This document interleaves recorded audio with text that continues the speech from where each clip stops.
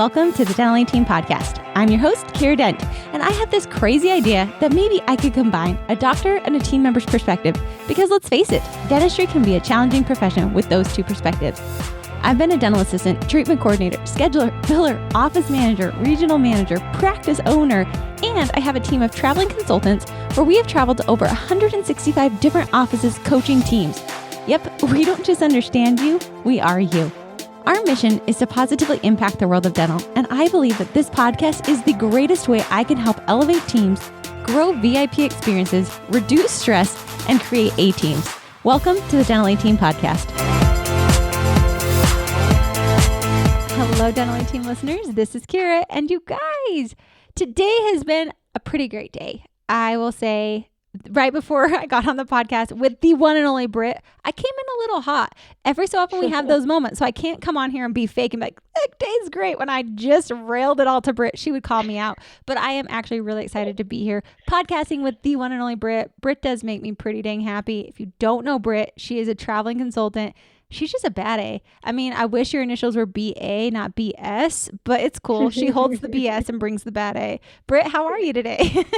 I'm doing good. Thanks for the introduction. That was a fun one. Kira did come in hot, and I was here for it. Totally fine. It's true. Sometimes you just need to have somebody in your world that you know is a safe space where you can just let it rip like everything. Brit had unfiltered Kira for a good solid, let's just see, I think 7 minutes, Brit, that I just went unfiltered, hog wild. I came off of a meeting that didn't go as well as I was hoping for. I was frustrated. And the reason I was frustrated, I think, Brit, since you just gave me a 7-minute therapy session before the podcast, I think my overall frustration came from the fact that I didn't hold my boundaries. I went above and beyond, and I was expecting them to appreciate it. So because they didn't, and it didn't go as well as I was hoping it for, that was where my frustration was. So I think Britt and I talked through it. I just need somebody to let me vent my space. And then the solution is next time I'll wrap it on my time of when I needed to be off. And that would have created the solution. So again, guys, you get Kiera and Britt real life here. And I've always promised that I will always show up authentically to the podcast and never sugarcoat. I'm like, I can't be like, I hope it's a great day when I just came in hot, Britt. Well, and I'll say this on that boundaries comment that you made. I was listening to a podcast recently, and they said that doing a study, the happiest people, it's not like, yes, they're generous, the most generous, the happiest people, like all the things are helping people, but what it came down to is they're people that had boundaries. So interesting. Yeah. Well, Britt might send that one in. You guys might get lucky. It might be linked in the podcast show notes. It might not. We'll find out.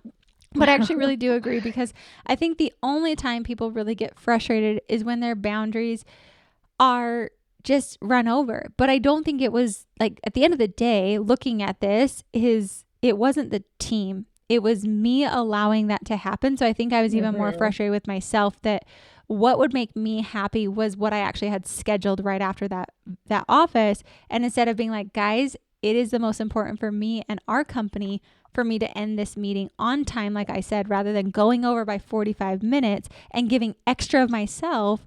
If I would have cut that, that would have made me feel a lot better. And to be quite honest, that team probably wouldn't have missed those 45 minutes. So note taken. Thank you, Britt. And I would just say for all of you, make sure you've got a Britt in your life, a Kiera in your life, someone that you can just have as that safe space. Because sometimes we just need a quick 7-minute, get it out, move on. And that doesn't make you a bad person. I think oftentimes we try to bottle it in rather than just like, whew, it needs to go. But do it with someone who's not a team member that's going to go take it back to the people. So if it's in an office, 100%. Don't vent to another team member about team members. Vent to a spouse, vent to a friend, someone outside of the company, but truly do it with the intent. Like, I knew I just needed to get that out, clear my space so I could be in a good headspace for the podcast. That was the intent, not to sit here and create gossip and drama. Clear it, come up with a solution, and move on. So, I mean, a little different than our topic, but it's cool, Britt. It was a nice intro, right? Any thoughts on that you've got before we roll into what we really wanted to talk about? I mean, I think it's agreed to have a good person. And I know, guess what? I'm just going to sit here and I'm going to hear Kiera out, and I'm going to feel for her. And it doesn't go anywhere outside of this. So agreed. And everybody needs to have a Brit outside of the office. If this was about our team and our company, I would not be talking to Brit. But because it was a client, Brit can relate with me. She can actually help me solve the problem. Therefore, here we are. But Brit, I am actually excited for today's topic because I think you are one of the best people at this, especially in a practice setting. I know you did it a lot in your last practice.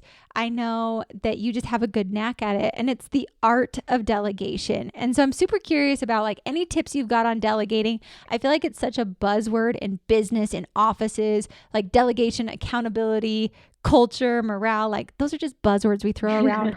But I feel like delegation really is a deal breaker for a lot of managers, especially, and doctors, to be free and to help their teams grow. So let's just dive into delegation. I'm really excited to learn from you today, to just riff with you on delegation, because you managed a huge practice, and you and I are coaching an office that we're seeing, and I feel like delegation is not there. They're all trying to hold on to things. They're all trying to control. And literally on our call yesterday that we did together, you said, oh, they need to learn how to delegate. So I think it's perfect. They need to learn how to let you take that on and just go run with it, for sure. And I was talking to another office today that we're just working on getting some structure in place with multiple locations, and it's the same as the other one you were talking about. And a lot of it is delegating to know like who's responsible for what, and then a big part of delegation is giving enough instruction to where then they can go and take the thing and kill it, right? Like, I can be off my plate. I've given it to you. Great. Go kill it. Let me know when it's done. And I don't need to like get in your way or hold you up or anything. We've got like the basic framework of expectation. So like, have fun. And I think with that, when it comes to doctors delegating structurally in positions, for sure, knowing who's responsible for what, making sure someone owns things. I think that's going to be like a organizational position structure when it comes to delegating. And then on specific tasks, I'm big on like who, what, when. So who's going to do it? What are they responsible for? Make sure that's all worked out. And when does it need to be done by? Those are my like go-to things when it comes to delegating. I really like that, Britt. And I like that you said like having those clear expectations. I was just reading a book. It's called Effortless by Greg McCone. I don't know. He also wrote Essentialism. And something that he said that we often don't do in businesses and in life is defining what done looks like. And so I really loved that you said like, make sure you have clear expectations, because I will say, we have a great team in Dental A Team, and I just read our company surveys, and my number one feedback was being direct and being clear with your expectations so they're not constantly changing. And I think that's oftentimes why people don't want to be delegated to. They don't want to have it because they're like, I don't even know what done looks like. I don't know what the expectation of it is, me as an office manager. And I would ask the question because this is where I think people get hung up, Britt. So I'm curious on your ideas. Some doctors have no idea what an office manager should be doing. So they feel stuck of like, well, how can I tell this office manager what to have them do when I don't even know what an office manager should do? So what are your suggestions on that when like you don't know what that position should be, but you want to delegate, you want to have clear expectations? How can you even figure that out to be able to delegate effectively? Yeah, I think probably a lot of doctors who haven't worked with an office manager before to know what the expectations are, I'm going to say probably from the get-go, they can do a lot more than you're probably having them do. And I think, how do you find out what they should be doing? Like, honestly, ultimately, anything that the doctor doesn't have to do is something the office manager can do. So building that to work for you. A lot of doctors like to hang on to things, but like ultimately, if you've got a trustworthy person, they can handle the task that you give them and you trust them to do the task, then let them do the things that you don't have to be doing and let them take it on and let them really own, like, ultimately they're responsible for the success of the practice and the success of the team. And so anything that falls underneath that can be under an office manager. Yeah, which I love that because I think sometimes it's more simple than that. What would you do, Britt? Let's say you are on the reverse, because I think you've had this with a lot of experience. Guys, if you don't know, Britt is my go-to on multi-practices, DSO, multiple doctors, multiple opinions. Britt, that was her position before she joined Dental A Team. And I think you do an amazing job and you coach a lot of offices like this. What do you do if you're the office manager? you know what needs to be done, or you've got a pretty good idea, you're trusted, people like you, but yet your doctors don't want to relinquish control. So they sit there and they, like, this is said with the most love and respect. Like, I'm not trying to be degrading whatsoever. I just hope to shine light on what a lot of offices do and what a lot of doctors do that actually I think creates a lot of stumbling blocks. But they sit there and they will, I think of like on your computer screen when it's like the swirling dot because it's not moving to the next screen. Like, I feel like a lot of doctors actually do that with office managers. For example, like helping them get their job description. The office manager will type it up, they'll research, they'll put it in there, they send it to the doctor, and then it's got the swirling screen forever that the doctor doesn't want to give the A-okay or the not okay because they need to review it. Or they told the office manager, hey, go figure out a bonus system. And then it comes back to the doctor and it sits on the swirling screen. It never moves forward. And just a lot of things that I feel like, okay, profitability, sure, doctors, like take a look. But yet they often just are like very controlling, wanting to have their hands in everything, that they're bottlenecking the office from moving forward. Like, what would be some suggestions that office managers might be able to take back to their doctors to solve this?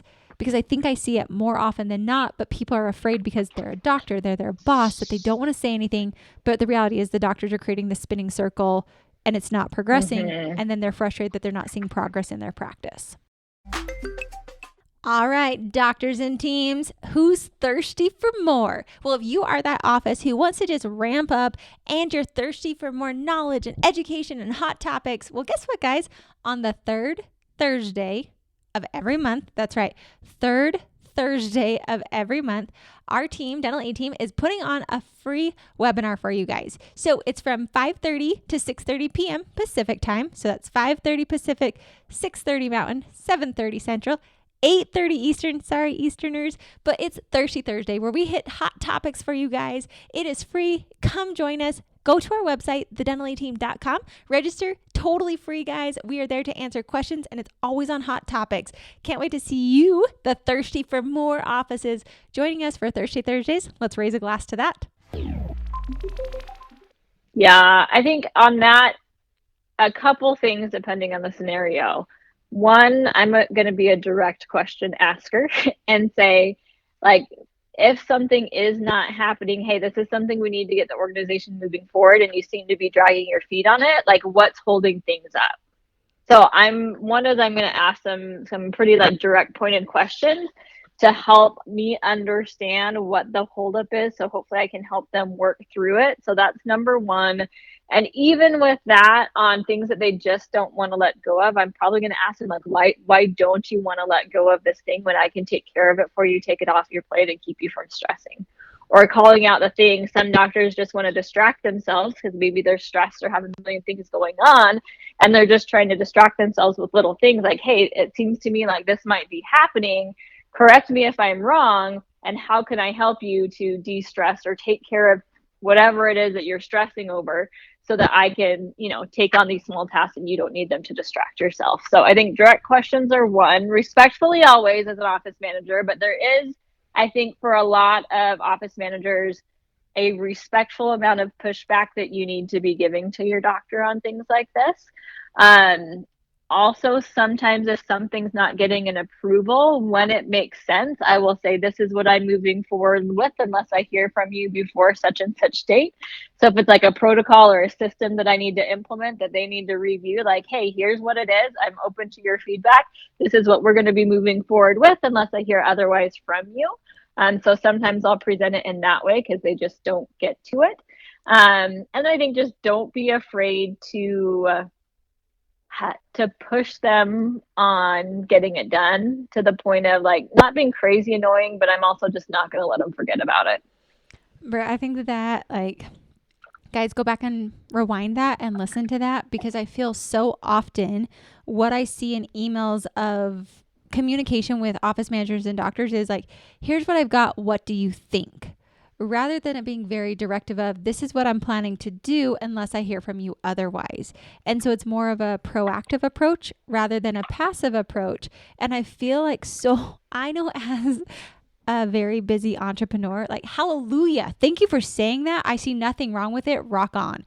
Versus it being like, it just feels like an annoying piling on my plate of like, what do you think? Because to me, I'm like, okay, great. Now I got to go through, look at it, give you feedback, solve this. I'm not going to get back to you for about 20 days, maybe 20 years, because I don't know what I think about this collection protocol. Like, is it good? Does it work? Are you collecting money? Go for it. Are you ticking people off? Like, don't do that. But I also think it's important, like you said, to like be the squeaky wheel that keeps reminding them, bringing it back up, and also giving deadlines. And Britt, I really think it's paramount. You have a lot of confidence in moving forward. This is what I'm going to do. This is what I'm planning to do unless I hear from you. Now, don't take it out of context and be power hungry. But at the end of the day, your job as an office manager is to move things along, to make sure projects aren't hanging up, to make sure things are moving through. Like, you are the implementer. You are the person that executes projects. That I think sometimes people feel, yeah, well, I gave it to my doctor, so that should be good enough. No, your job is to get it to your doctor, get the approval, and get it implemented on the date it needs to be done. That's actually your job. Would you agree with that? Disagree? Thoughts on that? I agree. And I think sometimes I see office managers like hesitate because they want the doctor to come up with the solution, even sometimes. And that's where I'm like, no, no, no. Like, go to them with what you think the solution is, knowing that I'm going to spend enough time on it to where they can understand, give comments, and we've got it like mostly planned out. I'm not going to spend so much time on it that if something changes, because it's probably going to be when something changes, that I am going to be like so distraught that I just spent like 10 hours and now the doctor's coming back saying, well, I want this, like, I'd like to see this different or this change or whatever it may be. But still go to them with a solution that's thought out enough, and don't go looking to them for answers. They're busy enough. Just figure it out, find a solution, and then get their input. So I'm going to piggyback on that just a smidge more and push even deeper of what would you do? Because I know I've got some offices, hopefully they're listening today, and they're like, Britt, I've done that. I've taken the revisions to them like 20 times and they keep revising it. Doctor's like, no, no, no, no, no. We're going to do this. So then they go edit it, bring it back. Doctor's like, oh, actually, I want to do this. And then it gets revised. I'm also guilty of this. Hashtag DPM. Like, we're not going to tell people what that means, but like hashtag guilty. So what can office managers do? And doctors, I hope you're listening, because you might be guilty of this, that you could stop this, move on. What do you suggest for those office managers who have had like 5, 10, 15 revisions and it just will not execute, and they can't get their doctor to do it because the doctor, again, has that spinning wheel wanting it to move forward, but it's not moving forward? Yeah, I think in that scenario, it depends on like what are we spiraling on, right? And is it something that we actually need to solve before it goes into place? Or is it something that honestly we can put this into place, see how it goes, usually give it like 6 weeks, see how it runs, and it might be fantastic. And if not, then we might have a little more clarity on what we need to fix after we've tried it out for a little while. And So I think, Britt, you just were very confident on that right there. Like, okay, what is it that we're actually spinning on? And I think office managers, be aware enough to ask those questions. Like, what is the root cause? The root cause usually is not whatever they're picking at. It's that they don't feel confident with something. And so therefore they're going to nitpick at things. But like you said, what is really going to be the cause of it? What if we just roll this out, assess it afterwards? Is it really going to do more harm than not? And I will say that one of my favorite quotes is, more is lost through indecision than a wrong decision.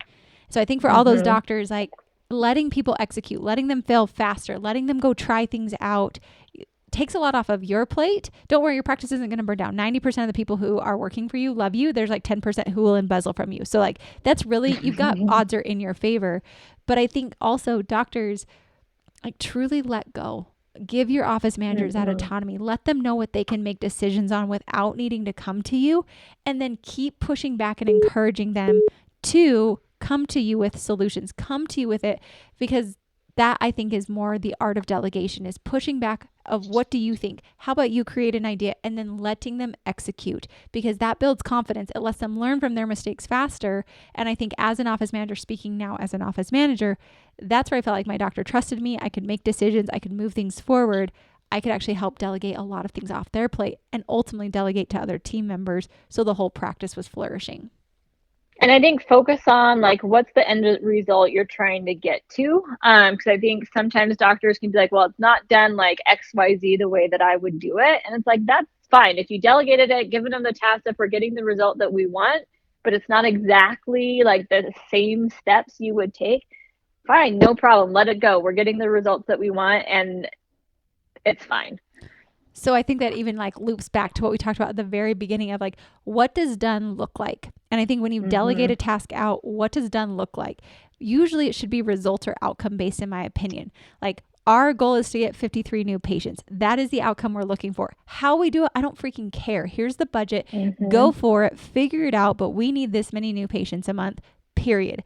Go try a bunch of things. Delegate that out. If they come back to you and they made a flyer that you absolutely hate, well, guess what? Maybe you should tell them like, done flyers are on brand. Like, good job on that one. This is what it needs to look like next time. But like you said, give them that expectation. What does done look like? And I really love what you said. I actually took that to heart. And I think that's my like takeaway today, Brit, is like, realize what the result is I'm looking for. And if it doesn't look the way I wanted it to look or the way I envisioned it, that's okay, because we got the result we were looking for. Because that's also, I think, frustrating for some team members, and it makes them really like timid and hesitant to actually do the thing, or in the future to come up with a solution, if they know every single time, like, I got the results, I did the thing that you asked me to do, but you're telling me like I just didn't like take the right exact steps to get there, but I'm not going to be in your brain, so it's kind of an unrealistic ask of you to make. For me to have it come out exactly how your brain would have developed it. That's a good point. It's a really, really good point. So I think like action item steps is 1, have a safe person to vent through. That's number 1. Number 2, that's out of the office. Don't go vent to office managers, whatever.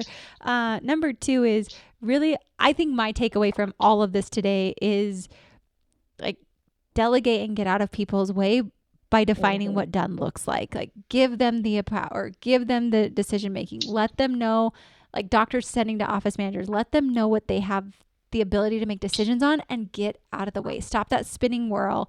Let them get going. And please, like, truly look like revising a job description 20 times. Like, what are you ultimately trying to accomplish? Like, why don't we try this job description for maybe 3 months and revisit it after you've been living this job description, so we know if it's accurate or not, rather than trying to pen it 25 times. That's my takeaway, Brit. Any thoughts you have of action items, how they can execute, rather than it just being like, listen to this and stop doing or start doing these items? Yeah, and just delegating at any level. Remember who, what, when. So make sure that's clear, and make sure you give enough structure to where you're confident letting them go and run with it. I love it. All right, guys, that is the art of delegation, a totally different spin on it. If you're needing help with this, if you want to have conversations, sometimes it does help to have a mediator. I know Britt and I have like helped doctors see an office manager side and office managers see a doctor side. That's honestly why I love what we do. So if we can help you guys, if that's something you would love, email us hello@thedentallyteam.com. We'd love to help you out. And Britt, it's always a good time. Thanks for being my safe person. Thanks for like all your tidbits on delegation. I just value you on our team and loved our podcast today. So thank you. Hey, thanks for the time of having me on the podcast. Anytime. All right, guys, as always, thank you all for listening, and we'll catch you next time on the Dental Team Podcast. And that wraps it up for another episode of the Dental Team Podcast. Thank you so much for listening, and we'll talk to you next time.